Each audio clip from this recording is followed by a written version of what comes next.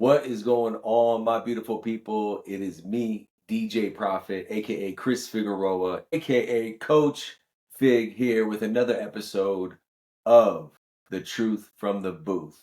Now, today's episode is a little different from other episodes because today's guest had to reschedule. Time is very valuable, and sometimes you run out of time to do things you want to do, and you've got to set your priorities to the things that matter and the things that pay for your life, especially being an entrepreneur and someone that is out there pursuing and living off of their dreams. So, next week's guest will be DJ SB, aka SB Mendoza Seabrook. Will be our guest. He is the owner of a local record store here in the city of Temecula called Discovery Records. He's also a DJ and obviously a vinyl and music enthusiast. So we will talk to him next week. So this week, I could have canceled the podcast and rescheduled myself or got another guest, but I didn't want to be in a rush or stressed out. So I forced myself to record anyway, put out episode number 5. And today we will be just featuring me, myself, and I. We will be going through a little bit about my backstory, where I come from, how I got here, and what I've been through, some of my victories and a lot of my failures that got me into this position and getting this podcast going, The Truth in the Booth, mostly in honor of my fallen homie, DJ Nels, Evis Lopez.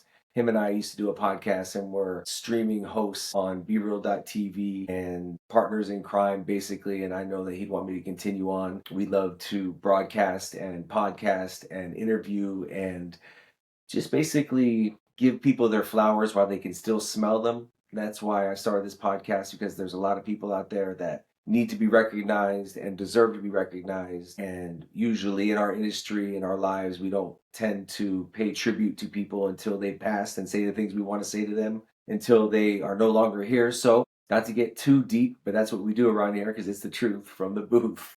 That's why I got this going and disciplined myself to do this podcast today, even though the cards didn't stack up to what I planned to do. But we set an audible, we pivoted, and now we are here with me. And I appreciate you tuning in, logging on, catching this YouTube, and liking, subscribing, and hitting that bell notification so you know every week when we drop a new episode, to maybe give you some information, maybe inspire you and motivate you to do what you got to do to chase and attract your dreams and take a plan of action to achieve those things and make it happen for yourself. So a little bit about me, DJ Prophet. That Puerto Rican on point here every time is the acronym PROPHET. That's the short version. The long version is I got a card back in the day of how I got my name. I got my card back in the day out of a Esmeralda's Prophecies arcade game at Disneyland.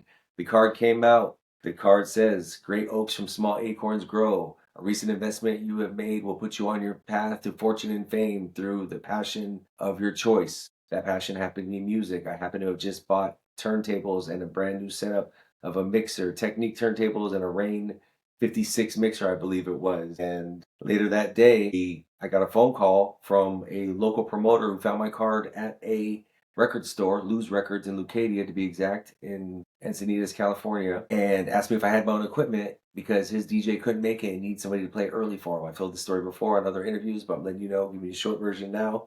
I said, hell yeah, I got my own equipment. Went in, rocked for him. His name is Brian Mangan, a DFH. I ended up being a part of that crew for the next 5 years in Carlsbad, California, opening up for their shows. They had 3 nightly events a week, 2 at this place called Neiman's, another one called the Belly Up Tavern on Monday nights. And I was the opening DJ for DJ Jaleel and a plethora of other amazing San Diego DJs. And we pretty much just rocked all of San Diego for the 5 years that I was there. They were probably doing it for another 5 years before I was there. I was a new kid, brought a new blood, brought all the new 21-year-olds back to the club. So that's how I got started in the game.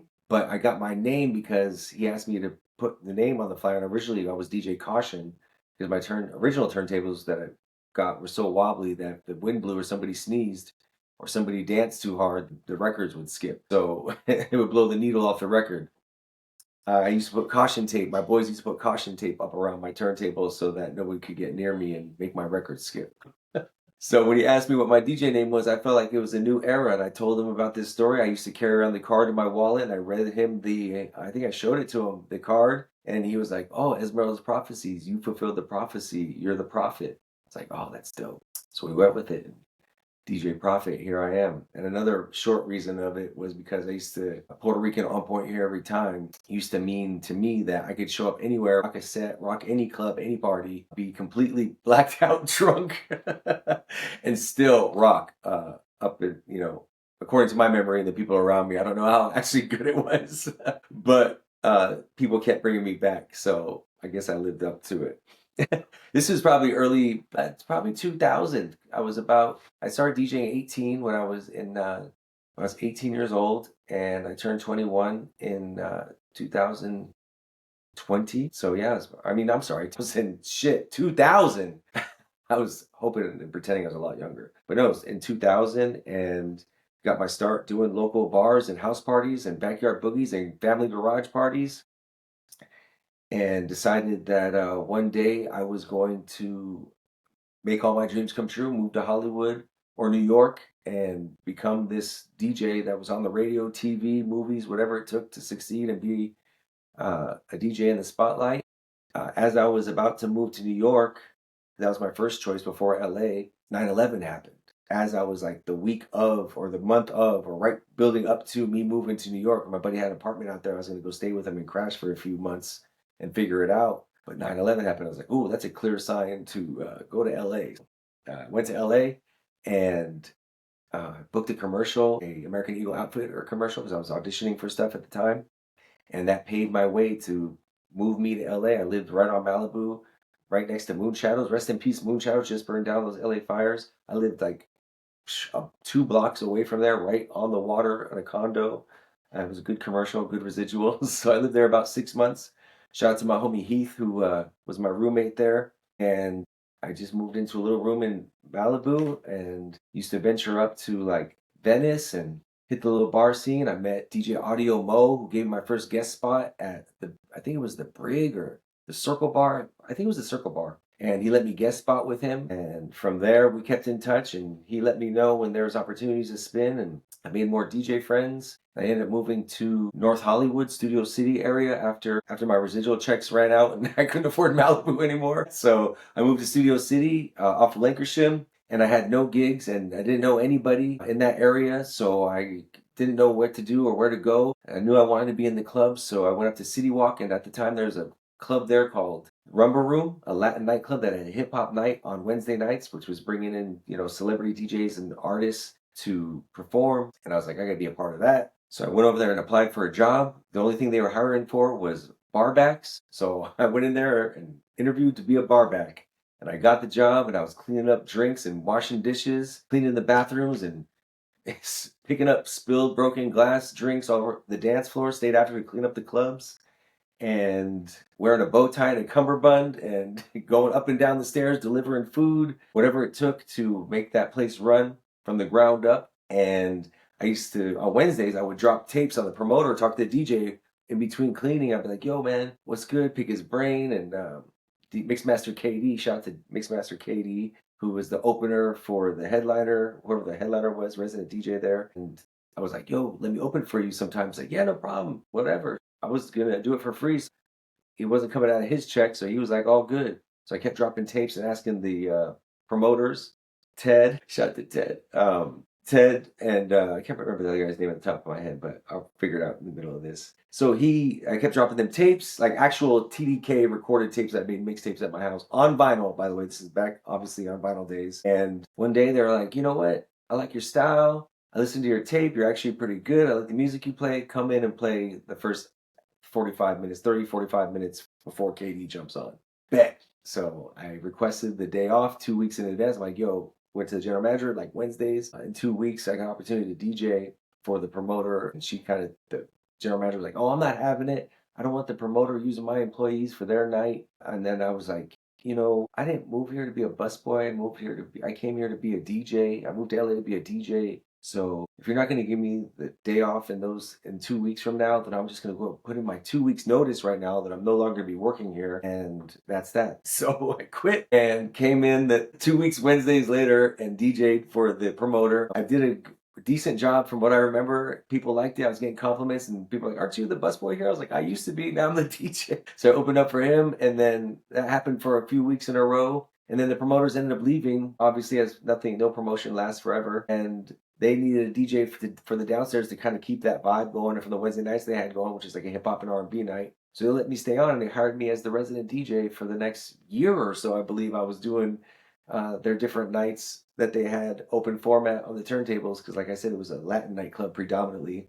But on their open format nights or rooms, they had me rock. Shout out to DJ Lunacy as well, Frankie Rios as well. We're all residents there. Mixmaster KD, Frankie Rios, DJ Lunacy. We're all those guys that kind of shaped me in the LA. My first residency shaped me how to be diverse and appease the crowd and play to a big room up in LA. So shout out to those guys. And that was my first real gig out here. And from there, I met different promoters and party people, built up my fan base, and started throwing a party. I met a buddy, Joey Granith, who I started promoting and DJing parties with, because I had come from a DJ promoter experience. So I not only had to DJ, but my job was also to bring people, hand out flyers, put up posters.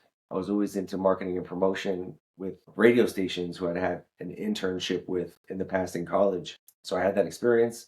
It was always about promoting, getting people to come to the club. I started a party with my buddy Joey. We became partners in crime entertainment, and we started throwing a Wednesday night at this place called Clear, a little ultra lounge on Ventura Boulevard.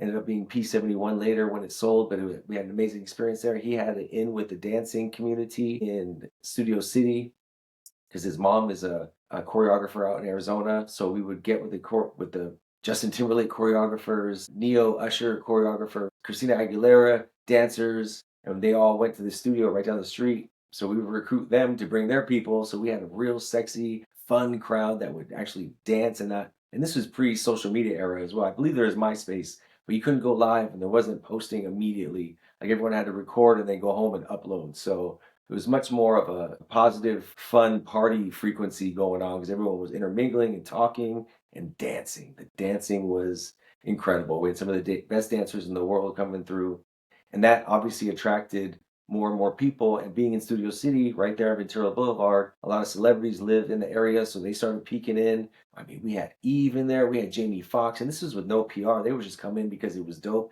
and there was a lot of beautiful women, amazing dancers. So that built the rep, and then more promoters come to see us there. They wanted that crowd and what they were doing. So from there, I got picked up to a Wednesday night at White Lotus in Hollywood, which at the time was the biggest Wednesday night in Hollywood. I think it was maybe the first 3 months that I was there. Prince was there. Oscar de la Hoya was there. I met Slash from Guns N' Roses there. It was just the celebrity hotspot where people would come and while out. I mean, you had to be on the guest list. There was a line. You had to be dressed to the nines. You had to bring girls. It was like an amazing experience.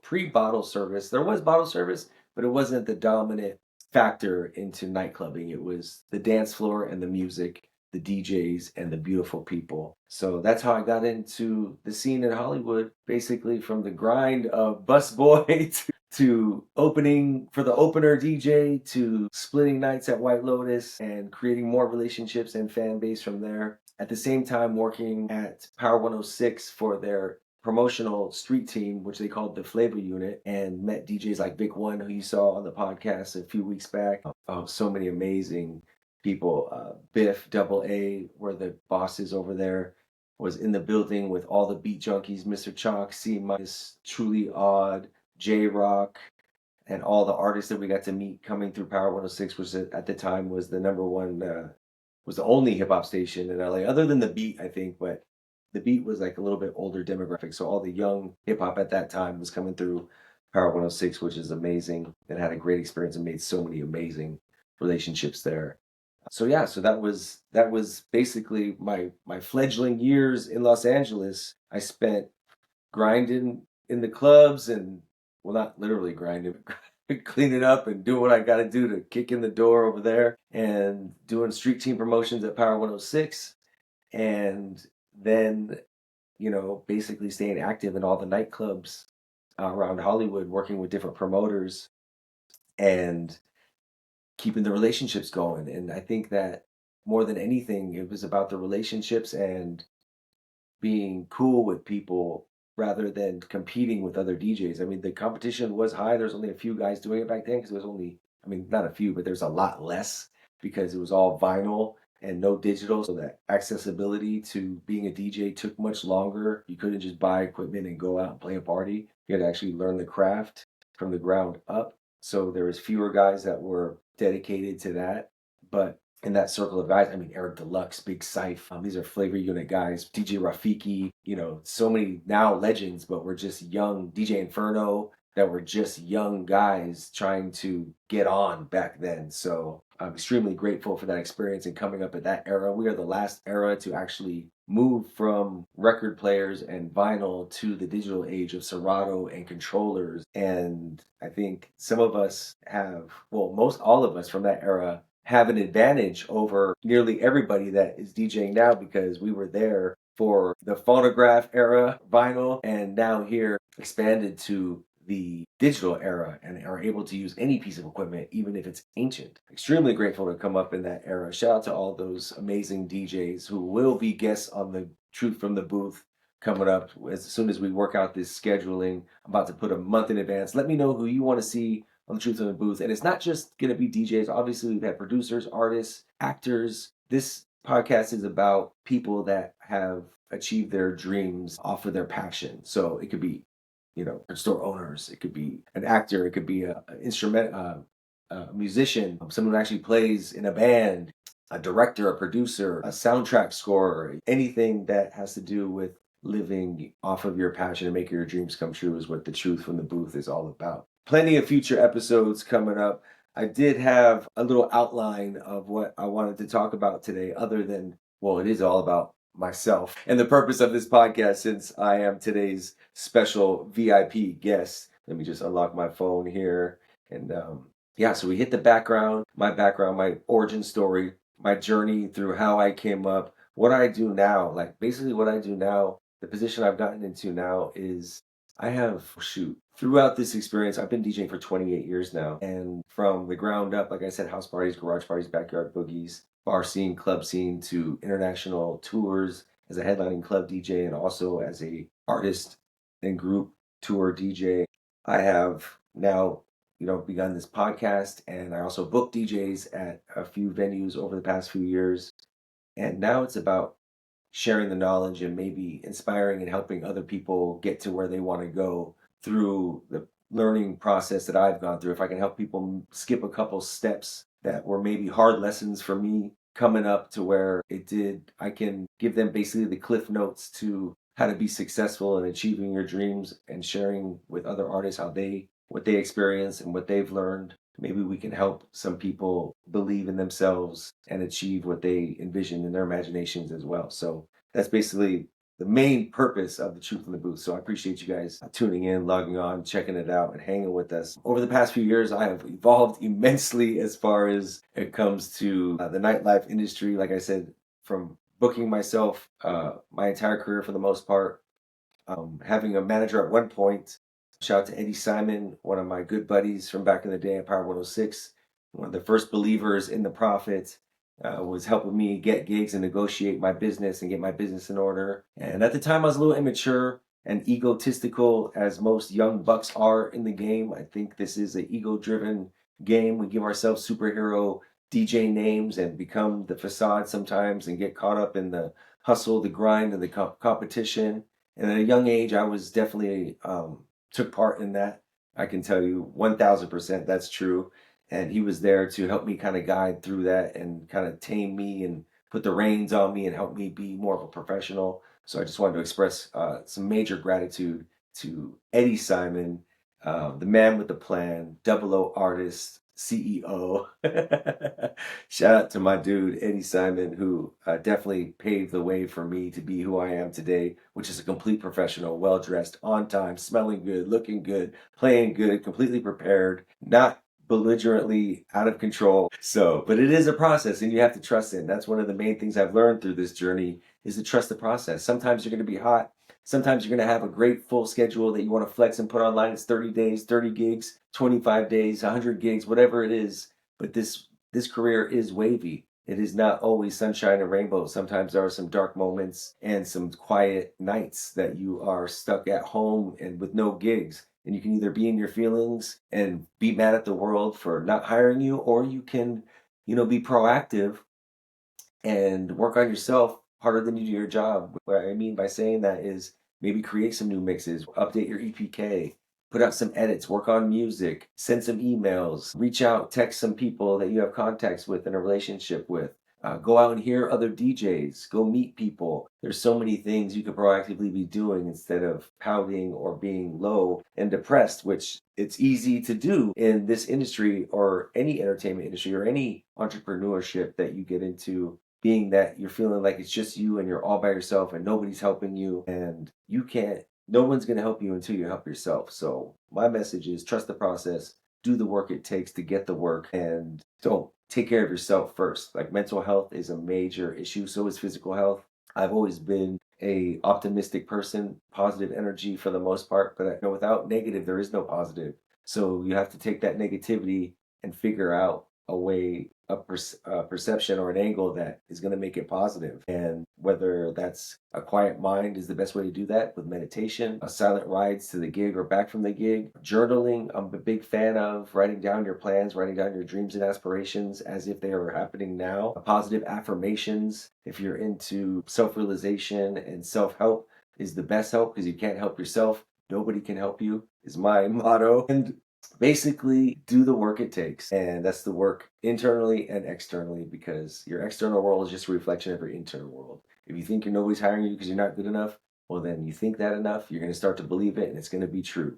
So think positive, stay positive, and that's my advice for all you young TikTok aspiring DJs and all you youngins and maybe middle-aged DJs that caught the bug late. It's all good. All this advice goes for anyone chasing their dreams and aspirations. So that's just a lot of information that I've just spewed in the past, how many? 25 minutes. I thank you so much for joining in, logging on, checking us out. What else do I want to talk about? Oh, I asked for some questions on my threads and also my Instagram. Let me see. DJ Clever wants to know my best club experience. Man, my best 28 years of, no, it's probably, I've been DJing 28 years. I've probably had about 25 years of clubbing. I mean, there's been different eras of clubs, okay, in different areas. I'll start with the beginning. My best San Diego club experience was opening up at the Belly Up Tavern in Solana Beach or Ocean Beach, can't remember, was opening up for Gangstar and The Roots at the Belly Up Tavern. Playing the early set there was an amazing experience. To get to play a bunch of backpack hip hop for some legends in the game was amazing. And that was a night that we had residents at. So it was like our crowd, our people, and then these amazing artists. So that was one that really set me off early, was like, this is what I'm going to do for a living. My LA club experience, would have to be Prince at White Lotus, chilling, checking out the set, quiet in the corner in the cut. I thought it was just maybe a Hollywood imposter. It might have been, he didn't tweet. There was no tweet about it. It might have been, but the dude was like, where was in the heels, still about 5'5" in heels, had the look, had the glasses, in the cut. Somebody else came up to me and told me I thought it was him, and then somebody else came up to me and confirmed it, one of the security guards. And that experience, along with meeting Slash there, I guess White Lotus was like my first Hollywood club experience, so that was a major, major impact on my career. Another club was in Switzerland. Kaufleuten was an amazing experience out there to headline their biggest nightclub in Zurich and have the line wrapped around the building as the headliner. Just no better feeling. So those are my favorite club experiences. Another question I had, this one was from Threads. Let's see, I got it right here. Pull it up. Should have been ready already. That's what editing is for. This one is from Work with Cassie. She said, the best advice for a DJ wanting to build a reputation like yours. Man, well, over the years, I think I've had a few different reputations. Hopefully I know honestly it has evolved in a major way. But the best reputation you want to have is be a professional. Show up on time or early. Have a good attitude. Be cordial to all the people that are there. Not only the patrons, but the people that work there, the bus boys, right? The bartenders, the security, the manager, the bartenders, the promoters. You want to be professional and nice to all these people, because those are fan base to start with, and they are they are the ones creating the other energy in the room. You could be a dope DJ, but be an asshole, and then it ruins the vibe with the people that you're working with, who are all those people that work at the club or the event. And then they do a bad job. And then the people complain that the service was bad, but the music was good, but the service is bad. They're not coming back to the club that you were at because people want good service. So my advice would be to be a professional and be amazingly courteous to everyone that works there in that space, event, or nightlife club, to be your best to them. Another question I had was from Low Key Bambino. What's good, my boy? He wanted to talk about my transition from a hobby to radio and the clubs. Gave him my chance. Well, I covered that. I covered that pretty much in the story. But yes, DJ Mike Soul out of San Diego gave me my first intro. DJ Numbers from North County, DJ Johnny Five, DJ C's, DJ Rags, so many DJs that I looked up to. Mr. Chalk, C minus, along the way, Vic One, Eric Deluxe, Big Syph. These guys all helped me pave my way and create my own lane into doing what I do through support and friendship, and keeping my skills up to par, because if you're hanging with them, you better be one of them, because iron sharpens iron. So shout out to all those guys. And it's just basically the grind, always looking to improve. I mean, that's the mentality you have to have. This game, what's so beautiful about DJing and these arts is that there's always room for improvement. There is no such thing as perfection in art. You can always be expanding, always adding onto your game and improving. So that would be my advice, was to keep moving forward, even in the low points. Use those as ammunition and inspiration to strive even higher and make a better, bigger effort. And yeah, and those are some of the questions that I had. If you got more questions, go ahead and comment them in the comments. Send me a DM on Instagram. You can find me at DEEJAYPROPHET. Also on SoundCloud. Also on Mixcloud, where I just released a new mix that was live from Energy 102 radio out of Las Vegas. It's a worldwide radio app. Fader Radio, all high energy EDM music, late nights, based out of Las Vegas, global, like I said, online. Check them out. Energy 102. You check out that mix, which was a classic Latin house mix for the most part. Want to represent for my gente and for my people, all the Dios and Dias from my era that were out clubbing back in the early 90s, late, mid, all the 90s actually. 90s was the era, let me tell you. Also, I wanted to make sure you guys come check me out every Sunday at Salute Lounge in Temecula. Sangria Sundays, $5 sangrias, no cover charge, all throwbacks in the mix. It's a Sunday fun day, so we got giant and mini Jenga, we got cornhole, we got all the NBA games on all the time. The kitchen is wide open. The beer and wine and champagne and soju is flowing. It's a tapas bar, so it's not full liquor, so it's good for a Sunday, not that hungover. Extra on Sunday, you can go to ET's down the street to check out my homie DJ Rico, who absolutely destroys Temecula every Sunday night. And as far as upcoming gigs, you can catch me at Ween's Family Cellars. I don't know. Saturday, I got it. Saturday, March 15th. Also, Monday, March 17th for St. Patty's Day. And then I've got dates coming up at Yamava on March 30th. That's a Sunday. Also, April 20th and May 17th. Shout out to Yamava. Yamava for hooking up the residency over there. I had my debut last weekend. Absolutely had a blast. So much beautiful hospitality. And the party people and the place to be were with me from the jump. And I kept it open format, old school and new school and all schools. And it went great, just the way I like it. Also, you can check me out on the YouTube page. So make sure that you like, subscribe, comment, and hit that notification bell. Once again, this is The Truth from the Booth, and I am DJ Prophet. Thank you so much for tuning in, logging on, and checking it out. Next week, we got SB, DJ SB Mendoza. Seabrook will be here, owner of Discovery Records in Temecula. Also a great DJ, vinyl and digital. Best of both worlds. So check out that episode. We'll be getting more from him, some inspiration, some stories, and I'm sure some insight on the vinyl world that is booming right now. So shout out to y'all. Thank you, Team Do It, for checking out the podcast, The Truth from the Booth. Tell a friend. Check us out. It's going down. Bam, bam. We'll see you next week. Do it.